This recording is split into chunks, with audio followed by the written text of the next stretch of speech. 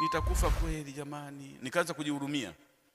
Halafu akasema, katika watu ambao wana bahati katika nchi ya Uingereza, wewe ni mmoja wapo.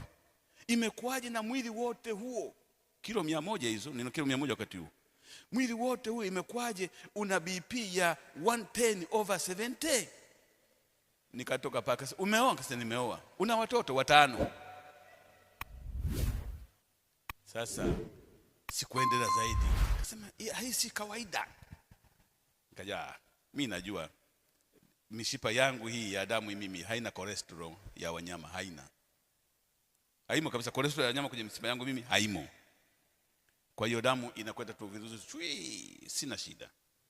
Kwa sababu kula nyama niliacha mwaka 1976 mwezi wa pili mpaka leo.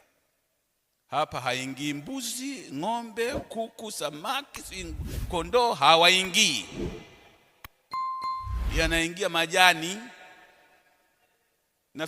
Nashinda na masungura huko kwenye majani. Nashinda na masungura huko, tunakula majani, mboga hii, maharage nini kadhalika, kwa mambo yamenyoka. Wewe kama unakula nyama kula. Kesho kutwa nitakuja hapo tukisema kwamba tarumbeta ya mwana itakapolia.